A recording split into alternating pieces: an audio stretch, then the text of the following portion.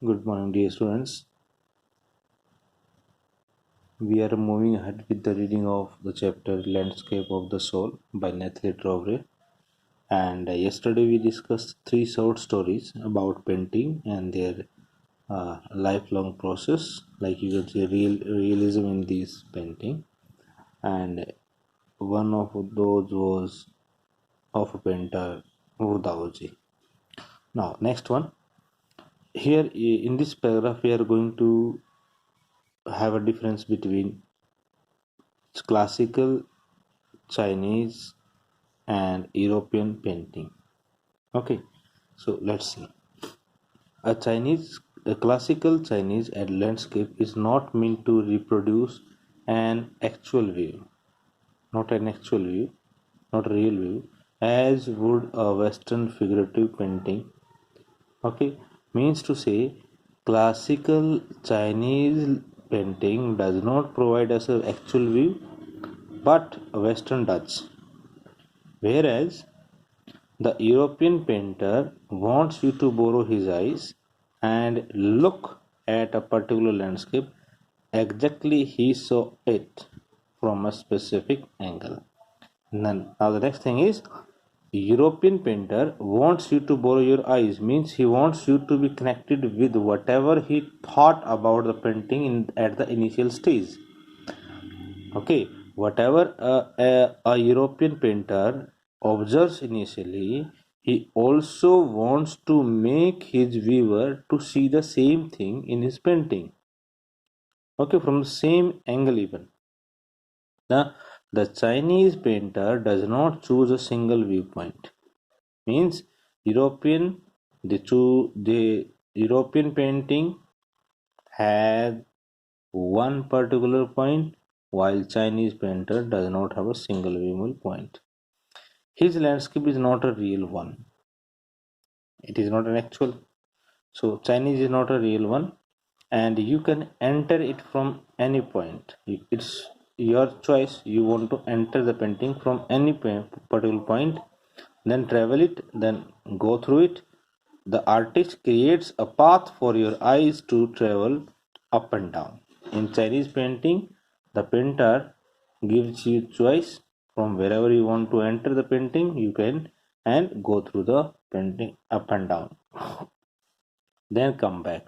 In a leisurely moment, this is even more true in the case of horizontal scroll, in which the action of slowly opening one section of the painting, then rolling it up to move on to the other, adds a dimension of time which is unknown in any other form of painting. Now, what is the meaning of these lines? It is told up and down. As you enter in a Chinese painting, you can go horizontally, you can go vertical, you can go horizontally, you can go vertical. It goes slowly and fast. Okay. It also requires the action participation of the viewer, means the viewer also can participate, who decide at what pace he will travel through the painting, at what pace, at which speed, at what speed he wants to travel the painting. It is a choice of viewer. A participation which is physical as well as mental. And in Chinese painting, this participation can take place mentally and physically or both. The Chinese painter does not want you to borrow his eyes, while a European painter does. This is the main difference.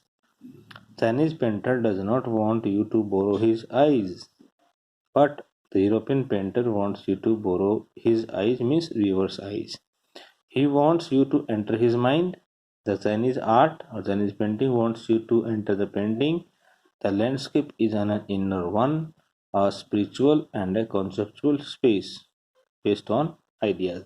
Means Chinese painting is based on spiritual and based on space. Okay, inner space. Fine. Now, after that,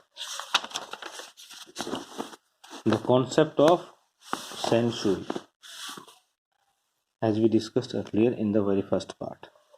The concept is expressed as Shen Shui, literally mountain water. Shen Shui means mountain water, which used together represent the world landscape.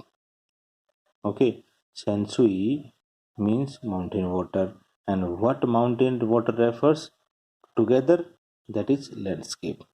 More than two elements of an image. There are two elements, one is water, one is mountain, two elements in one particular point. These represents two complementary poles reflecting the Taoist view of the universe. Okay, this one, my dear children, this Senshui is has two different meaning, two different words like mountain, water, and these are contrary to each other, and they are put together. Both of these words they refer to landscape, and this is what, this is Taoist view. The mountain is yang. This mountain is yang, reaching vertically towards heaven. Reaching vertically means its approach, its height is to heaven, stable, warm, and dry in the sun. What are the characteristics of mountain? Stable, fixed, warm, hot, and dry. Okay, in the sun, while the water is yin. See, mountain is yang and water is yin, horizontally and resting on the earth. This is a feature, horizontally resting on the earth. All the time, the water rests on the earth, fluid, moist, and cool.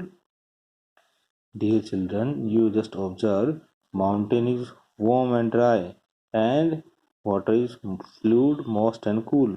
So both of them, they have opposite qualities.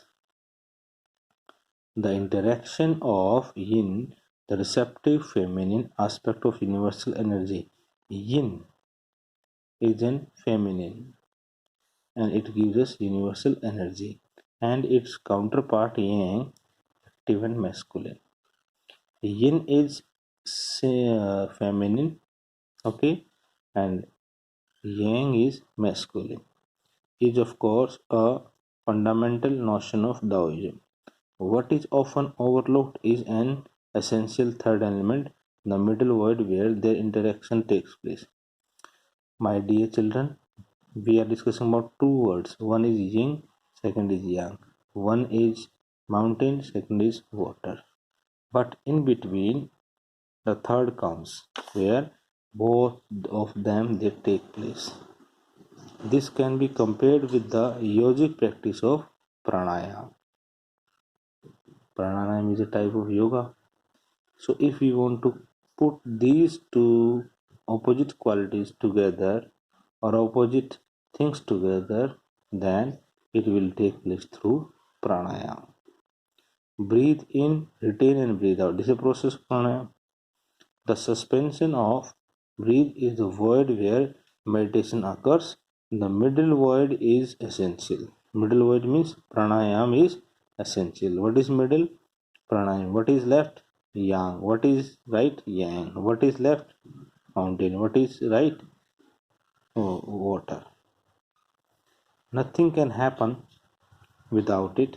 Hence, the importance of the white, unpainted space is Chinese landscape. Okay, so this is all about Chinese landscape. This is also where man finds a fundamental role in that space between heaven and earth. See, mountain is heaven and water is earth, because water remains at earth and mountain tries to reach out to heaven through its peak. He becomes the conduct of communication between both poles of the universe. His presence is essentially, even if it is only suggested, far from being lost or oppression by the lofty peaks. Lofty peaks means highest peak. He is in Franco Chang's wonderful expression, the eye of the landscape, and the mountain is called the eye of the landscape because from this height the mountain can see everything whatever he wants. Now, dear children, the actual part of the chapter is over here, and this is an excerpt from Landscape of the Soul, Ethics and Spirituality in Chinese Painting, slightly edited. Slightly means a little bit portion of this chapter has been edited by the NCERT. Now, second part. In second part, we will discuss about outside art. When French painter Jean Dubuff moted means thought, the concept of art brut in 1940s, the art of the untrained visionary was of minority interest. In 1940s, he thought about an art that was art brut. From its almost veiled beginnings, outside art has gradually become the fastest growing area of interest in contemporary art internationally. Outside art means external art, to view the art from outside only.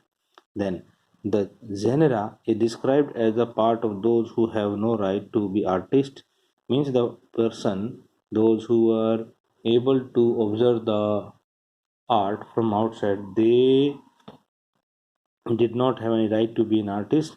They have received no normal painting training, yet show talent and artistic insight. Their works are a stimulating contrast to a lot of mainstream offering. It means the people, those who had outside art or art brute, they really did not, you can say, uh, did not consider to be an artist. Then, around the time Debef was propounding his concept in India, an untutored genius was creating paradise years ago. My dear children, I just tell you one good thing about Nekchand. An untutored genius. Nobody told Nekchand to do something about his painting. Untutored genius was creating paradise years ago. The little patch of jungle that he began clearing to make himself a garden sculpted with stone and recycled material. So nowadays, wherever the rock garden is, there was a time when there was a jungle or the forest. So he himself sculptured the rock garden. Is known the world today as the Rock Garden at Chandigarh. Okay. Its 80 years old creator, director Nek Chand, is now hailed as India's biggest contributor to outside art. Okay, dear children, nobody gave much importance to outside art or art brut, but when we come to know about the great contribution of Nek Chand, everybody was ashamed of his saying. Like the 50th issue of Raw Vision, a UK-based magazine pioneer in outside art publication, features Snake Chand and his rock garden sculptures "Woman by the Waterfall". The title given by this book, Raw Vision, was "Woman by the Waterfall" on its anniversary issue cover. Okay, so that much great contribution Nek Chand did to Chandigarh or to Art Brut. Next, the notion of art brut or raw art was to works that were in their raw state as regards culture and artistic influences. Anything and everything from a tin to a sink to a broken down car could be material for a work of art, something like something Nekchand has taken to Dingley Heights. Okay, recognizing his art and outstanding testimony of the difference a single man can make when he lives his dream.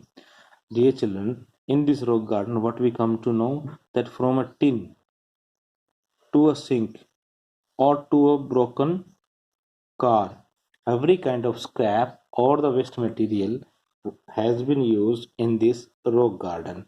And second thing I just tell you, he told an outstanding testimony of the difference a single man can make when he lives his dream. It means this rock garden is an example of one's dream who has a great determination to fulfill his dream. Okay, and the Swiss Commission for UNESCO will be honoring him by way of a European exposition of his works, the 5-month interactive show, Realm of Nature. This was a show. Beginning October will be held at leading museum in Switzerland, Belgium, France, and Italy. That was program that was episoded in some other country like Switzerland, Belgium, France, and Italy. The biggest reward is walking through the garden and seeing people enjoy my creation. Nation sees, and Nation feels happy when people visit this rock garden and see people enjoy my creation. So this is one of the best example of outside art maintained by raw material. Okay, so that's all in this chapter, my dear children. I'll be sending you files for answers. Thank you. Have a good day.